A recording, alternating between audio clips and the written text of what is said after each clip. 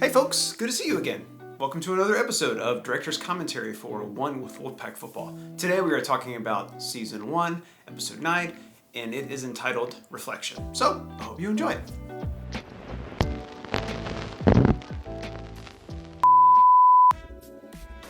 Good morning, everyone. Or afternoon, whatever. Great to have you all back. So this is our bye week episode. There's no game in this episode.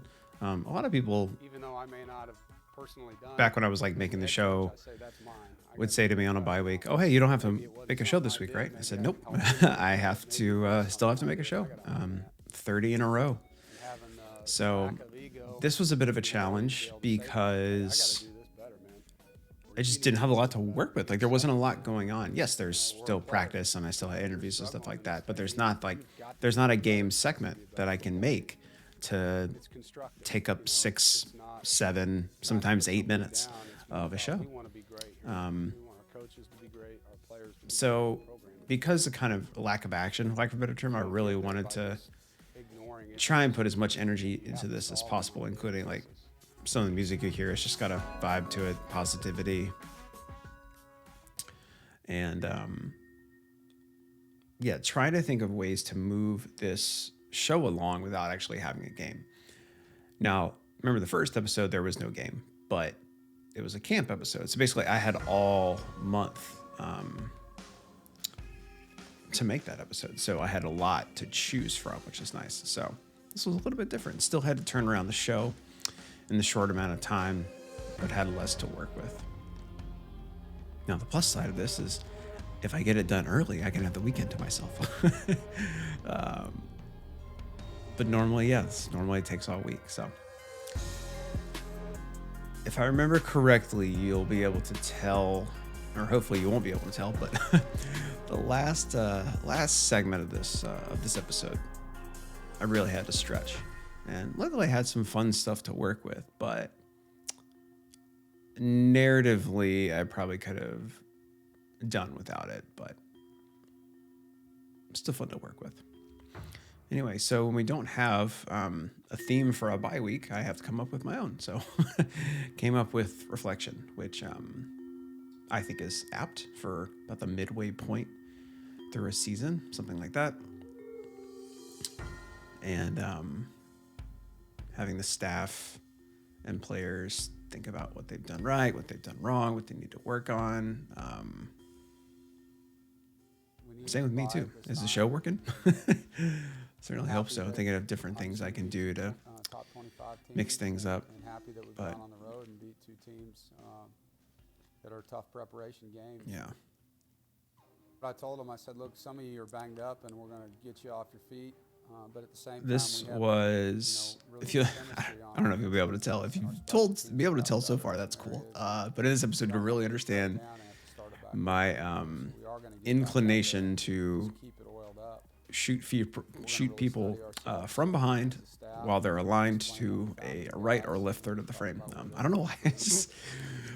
I don't know why that certain framing and composition is stuck in my head, but it's something I keep going back to. I just think it looks cool. What do you got work on?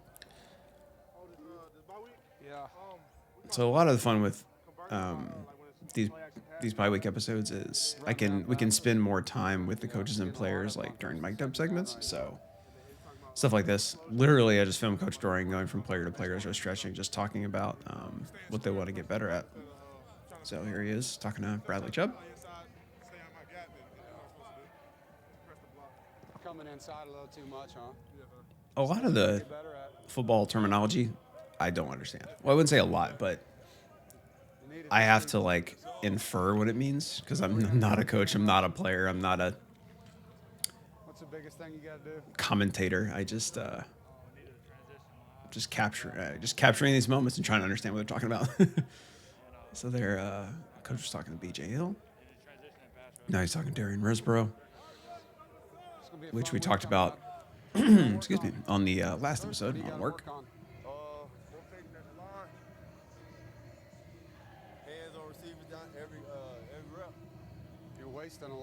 Some of the really cool stuff is that I can pick up what the players are saying when they're close to Coach Doran. Sometimes use subtitles, sometimes I don't. But so I'm listening to this whole thing live, and so in my head, I'm making a note of what clips work and what clips don't.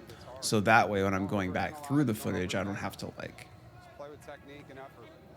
think like think too much about what was recorded, because I'm hearing it as it is recorded. Like some people might record a mic'd up segment, but not even actually be listening to it in the moment, and then have to review that footage later for a fresh take.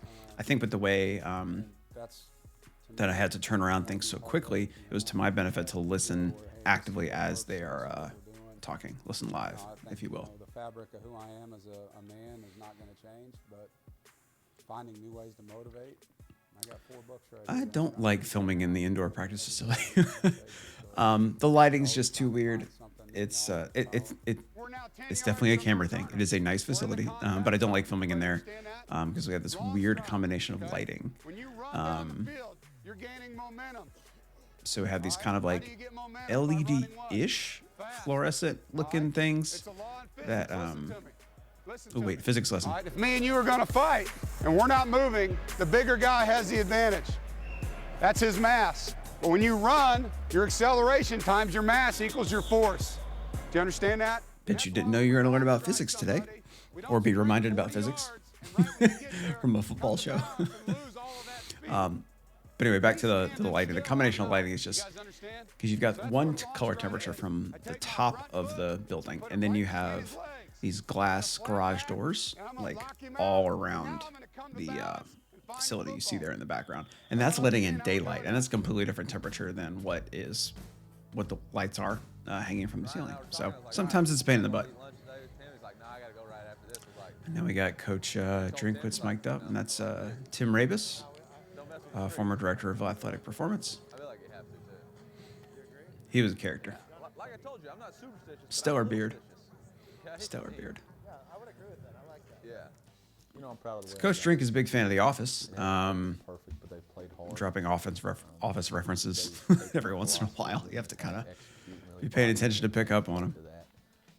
There's a lot of things when you look back that we wish we could do better. We still haven't played a complete game offensively yet. We still left a lot of So on the field. some of That was these really good. Our attention to some of these detail, coaches, and our enthusiasm. actually most of the coaches are more than willing to sit down with me and my co-producer Tony to I think the biggest thing for us is we talk don't more worry about the noise. We don't worry about what football-y things stuff, said outside this building. it's stuff concerning football. We talk about Sometimes I do feel be like critical of yourself. You put on your interviewing anybody that's fully ingrained with the sport, whether it's a player or a coach or whatever, I think they get sick of like talking about the stuff when they much rather be doing the stuff, if that makes sense. I mean, a lot of it has to do with the types of questions these individuals get asked, like in press conferences or post-game interviews or something like that. And a lot of the questions that come in are very much of like, if in the moment, like after a game, you win, you're like, okay, what did you like out there? It's a very generic question, but it's a valid question for reporting purposes. Like you want to report on what the answer is. But what I try to do is just provide a little bit of a fresher angle, fresher take on some of the questions we ask.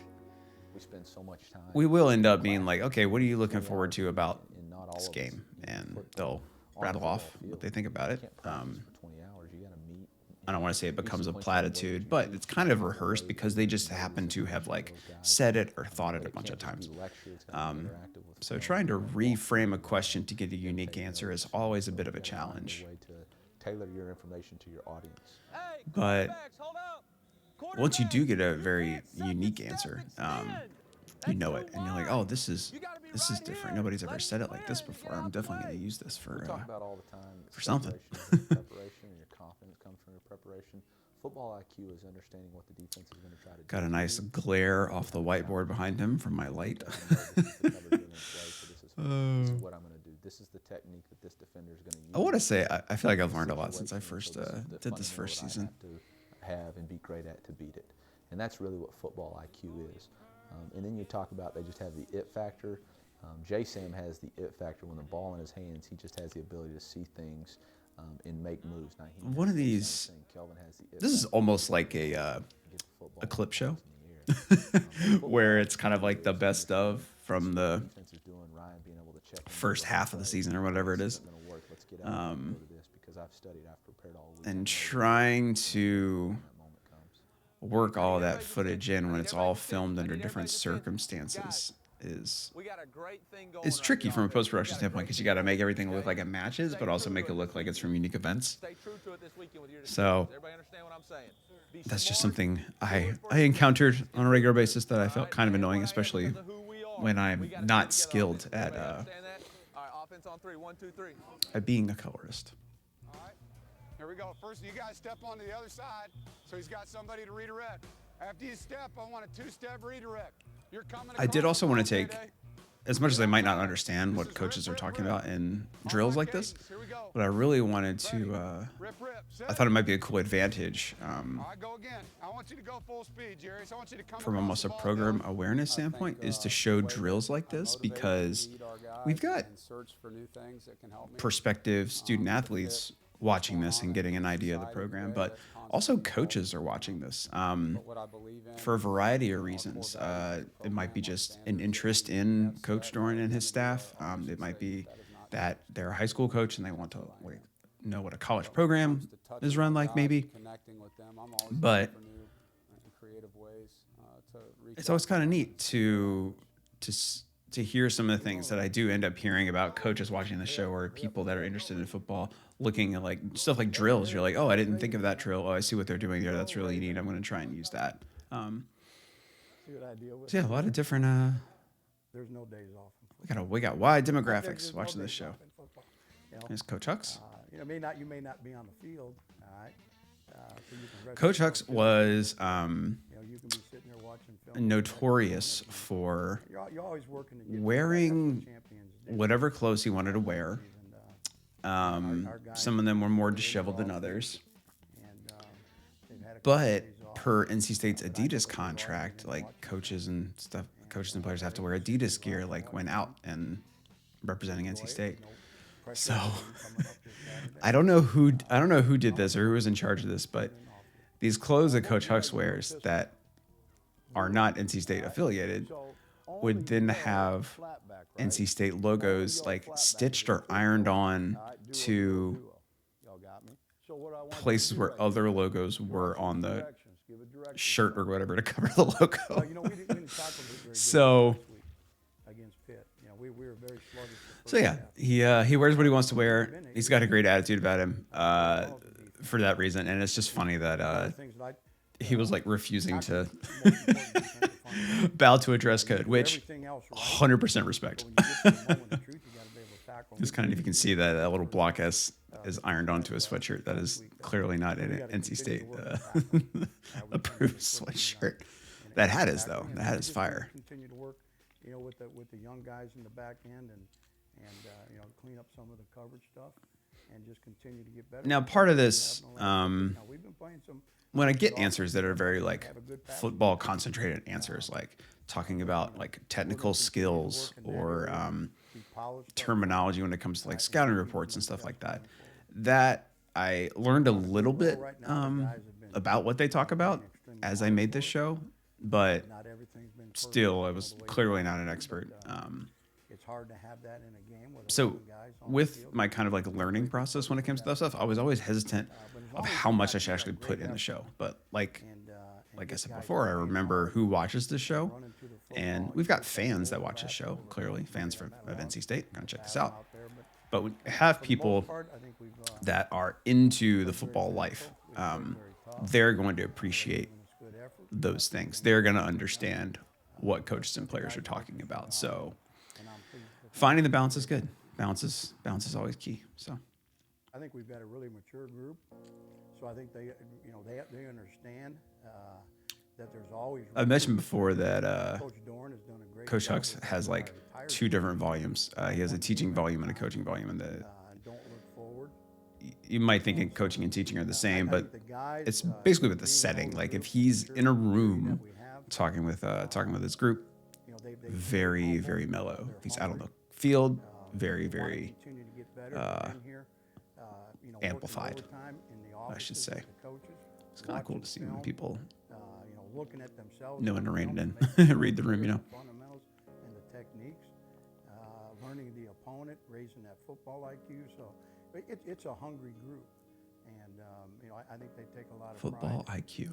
in their work, and It's kind of a cool winning's very idea. important to them. I've got the 11 personnel hit chart. All right, if you look at 'Cause that you gotta- box yeah, 3 right there, I'm- we're gonna get I'm- right into the film. So I'm filming All this right, that like box film 3, session, you've got this just third downs on here. reviewing plays, All right, I've got short yardages on here. So in that box, and I'm like right there, kind of grasping what he's saying, that power but I'm trying to put range myself in the right, position which of the was student athlete, and I'm the like, box, right? man, That I could, just went if over I were a that student box athlete 3 here, right there. I probably would not be So good. that box, Setting aside my non-athletic abilities, I love just watching thinking about the plays you have to memorize, the coverages you have to think about, laptop that I where use you're on supposed to be in relation to everybody else. table- Like on the that's, table next to my chair. I'm to me, that's intimidating. Like remembering everything. I just love to do it. And it's not like remembering You know, I'm gonna- like I'm a gonna be math very problem. Like if you fortunate get the that I wrong can answer, you get the wrong answer. And you get like, you know, a couple points off or whatever like that. You get the wrong answer you know, you're always looking to in football, and I don't think you can ever it can relax, get comfortable. All right, you always it look for can that mess with self-improvement. it can mess with the mentality, I would That's think, something because that there's like a athlete physical continue to do. reaction if it's to still failure in boot, in we this. still got it, don't we? All right, so I still track it with my eyes.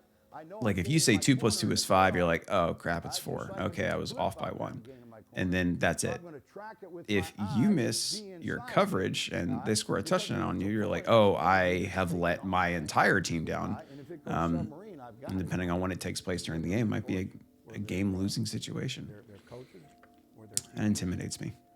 were their motivators, were the guys that have to demand and push. Yeah, very much clip show material here. Using footage from the previous like Get as long as you're doing them 7 weeks properly. And that's what of filming Strong safety. in this episode. All right, so Mike linebackers, that strong safety's coming over these Y eyes. All right, there'll be a double team right It's also kind of nice to look back at the stuff that I've filmed or my team has filmed and been like, oh, we've gotten a little better since the beginning of the season. Still room to grow though. Y'all see that fit?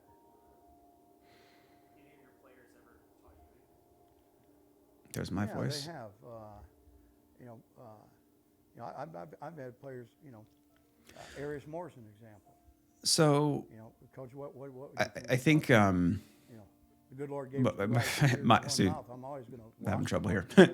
It's early for me. All right, and, So Arius, going with Arius, going into an interview, I never have an intention of my voice ever being on an episode. out there I always only want the voices you hear to be of the coaches or the student athletes or and appropriate staff members. coming up with a But basically what it is like, And Coach, what do you think about? so the people that I'm interviewing, I have to kind of, before the interview starts, I remind them, hey, like they're not really going to hear my voice. So if I ask you a question, if you could just guys that are like that. give the context of the question in your answer.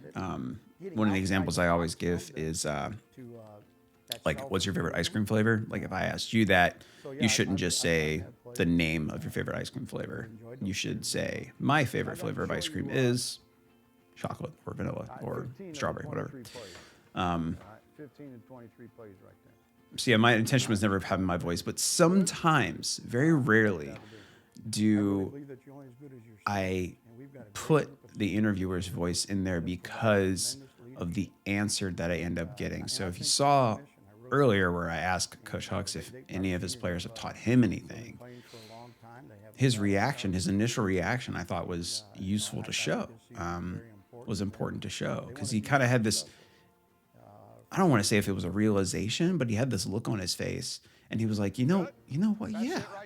And just having that little soundbite I thought was really cool, but there's no context in that, so I wanted to include my voice and some subtitles there to set that up a little bit.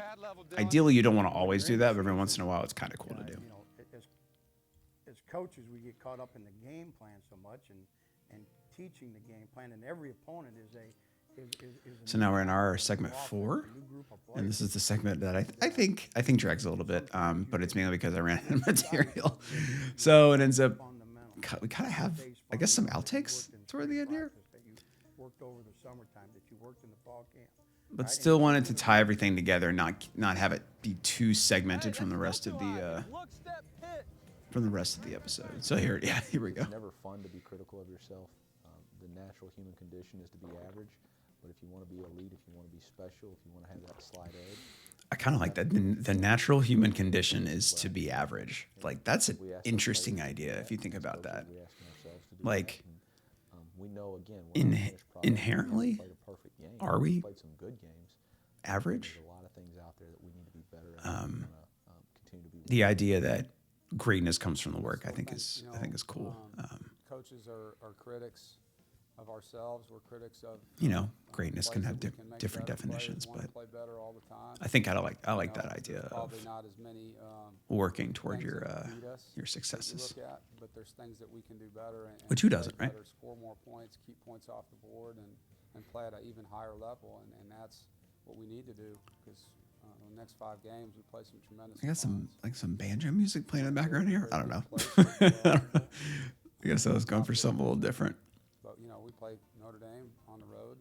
We play Clemson, still a top 10 team, and we haven't beaten them yet. We play setting up the back half of the season is actually kind of stacked. We've got a rivalry game where records don't matter, so we got a lot of work in front of us, And when these 12 games are over, if we do what I hope we can do, and just stay on track one at a time, then I'll be very satisfied, kick my feet up, and relax. This might be a little weird, but I was a little worried about that that shirt that Coach Dorn was wearing, because normally when you have Going for the Speedo look now, or what? here are the bloopers or whatever it is. Normally, certain pattern shirts on film, on digital, have a weird kind of like artifacting quality on the camera sensor. That's called an invitation. And so, luckily, we're all right. But for any of you video folks, you might understand what we're talking about. Oh, this isn't the course I want to try on. Okay. I remember that. George. No, that's cool, bro. No, he just called me man. I'll see you after practice, man. A lot of this stuff just doesn't make it in the show a lot of times, so it's kind of cool to actually have an opportunity. Don't get nervous now. Even though it is kind of filler, it is neat to show these little, Actually, the goal is to I try guess, to make it. bloopers or outtakes, if you will.